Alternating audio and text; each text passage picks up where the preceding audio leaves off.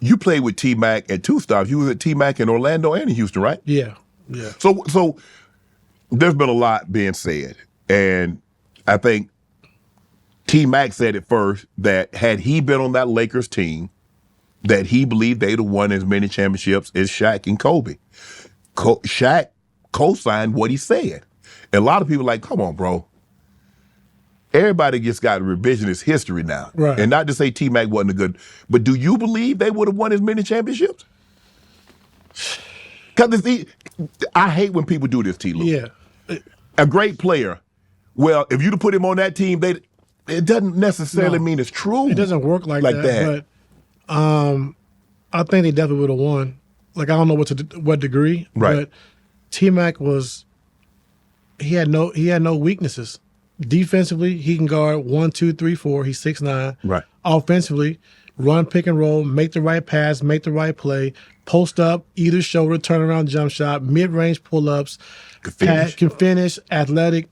And like I said, I think with coaching and I think being in the triangle, like I said, with Phil, he would have flourished. Like, he definitely would have flourished. And then you got Shaq, who's, like I said, the best player in the world, But, like, I don't know if, like, it's just hard to compare. It is. What I'm saying? But, like, what Cole brought every single day, with the mentality that he had every single day, like, you got to bring that, and you had to have that and bring it to Shaq every day. Yeah. Now, I don't know if T-Mac could have done that. Right. Like, because you got to push Shaq. Yeah, Shaq. And so Cole pushed Shaq every day. So, like, if T-Mac could he have done that? I mean, I don't know that. But as far as talent-wise, I mean, he was, like I said, one of the most talented guys we've seen in this game. So I think he definitely would have won, but it's not the talent and the court stuff. It's the challenging Shaq every day, calling Shaq out when he's, when he's not doing what he's supposed to do. When Shaq calls you out, can you handle it? You know, all that stuff plays a part, and then having Phil Jackson as well. Right. So I think, like I said, it could have happened, for sure. I think Phil, not to say Phil doesn't know, but I think Phil does a great job of managing egos. Yes. I think that's his greatest thing, is that when you got Jordan, but I don't think Jordan had a rival. Jordan didn't have an equal in Chicago. So it was easy. I mean, Pippen might say that I was just as good as Jordan. I could have been this and that. That's fine to say now. But Kobe really felt that he was on Shaq's level. Right. Shaq really felt that that Kobe. So you got these two horses like that, and Phil had to somehow juggle that, T-Lue. I'll tell you how he did it. How he did? Day one, he came in and he went at Kobe and Shaq about everything they had to do to be better for this team to win, and he coached them harder than he coached us. Like, we never really, like, we had film sessions, it was all Kobe and Shaq. It wasn't never Rick Fox, it wasn't never Harper, it wasn't never Horace Grant. Really? No, it wasn't. It was always Kobe and Shaq, what y'all need to do, what you need to do, what you didn't do, how you didn't do it. And so he was hard on those guys. That first year, like, every single day, like, on Kobe and Shaq, on Kobe and Shaq. And so if you get your top two players and your best players to buy in, what are we going to do? Right. You got no choice. Yeah, got no choice. And that's how he did it. And that's how he led. And so it just made it easy. Like, D-Fish and those guys, they didn't have to worry about nothing. It was Kobe and Shaq. It's funny that you say that, because I want to transition. I want to ask you, how? Because in football, coaches yell and scream at the best player, so that's some horse, bull jive. But it seems like in basketball, man, y'all be tiptoeing around the superstars. Y'all don't be saying, like in football, but you said Phil challenged Kobe, challenged Shaq. How delicate of a line must you walk when you're dealing with that level of player? Back then, you didn't have to worry about it as much, but then that was Phil Jackson. Right. So he comes in with instant credibility. He got 6 championships. He already won 6 championships. We just got swept in the first round by Utah the year before. Right. Like, so we had no choice but to listen, But nowadays it's a fine line, because back then the coach had all the power. Right. And so you couldn't go to the coach, I want him fired, I want him out. They wasn't doing that. You know what I'm saying? Like, back then, like, the coach had all the power. And so now it's changed. So if the star player don't like what the coach is saying and you get on the bad side with a star player, he can get you up out of there. He can get you out of there. And so that's why it's a fine line, because the coach doesn't have the same authority that they had back in those days. Right. And so now you got to walk that fine line, because, you can do it. You can do it, but and take the chance and take the risk. But I'd rather take the risk than rather, have a guy walk all over me. Yeah. I'd rather just take that chance, So it is what it is. You're like, hey, nah, bro, Yeah. nah. I mean, you gonna let them get away with what they get away with at times, but like some stuff you just can't let. Right. You just can't let. Because the thing is, You lose the locker room. there you go. Mm-hmm. And that's what I tell people all the time.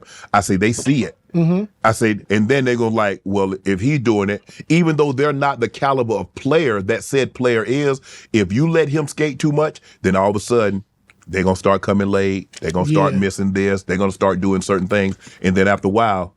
Yeah, but I mean, it's like any company. Like if you're bringing me in $50 million a year and I'm bringing in 50,000. You're gonna get away with more than I get. I mean, and you should. Like, yeah, exactly. So don't worry about. Don't keep a scorecard. Production and tolerance. Yeah, don't keep a scorecard on what everybody else is doing. Right. Like you just handle your own business. Right. And so in any sport or any business, like the top dogs can get away with more. But like if it's something that's destroying the team or messing up the team, then you got to address those things. it. But you can't like come late every day. You can't like that's just disrespectful to everybody.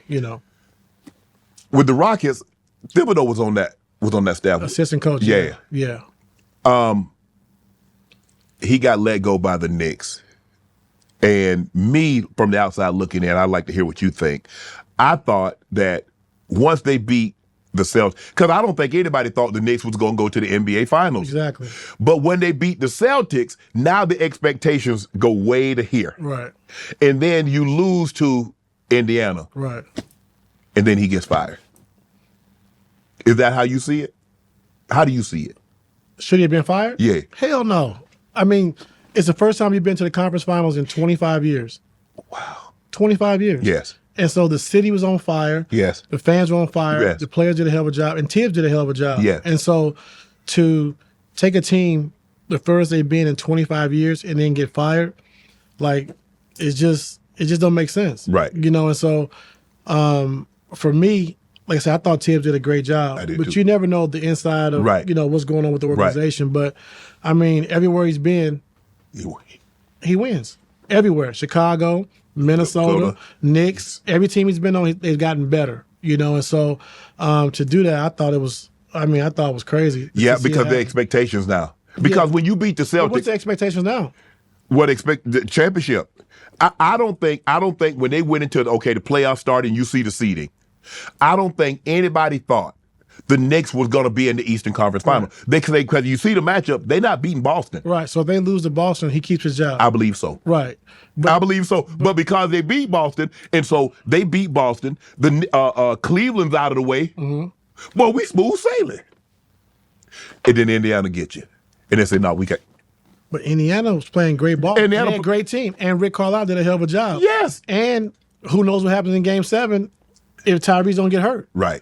So, like, you know what I mean? So everybody Indiana beat, you want to fire their coach? Like, it don't make sense. And so I agree. I agree. And I was surprised that happened. Yeah. And I think, like you said, Tibbs did a extraordinary job. And then to get that team there. But like now, when you come in looking at it, okay, we go to the conference finals. And now what's the next coach supposed to do? Like Mike Brown was a hell of a coach. Yeah. So now if you don't make the Eastern Conference Finals, yeah. It's like it's just tough. It's kind of like the situation I was put in Cleveland. Yes. Like we made the finals, with Coach Blatt, and now you bring me in midway through the season. If we don't make the finals and go to Game 6, then I'm gonna fail you. That's a tough spot to be in. It is. It absolutely is. It's crazy. Want to join Club Shay Shay? Become an official member by hitting that subscribe button, where you never know who's going to be joining us for drinks and conversation. Don't be late to the party because we like to do something before 2 something.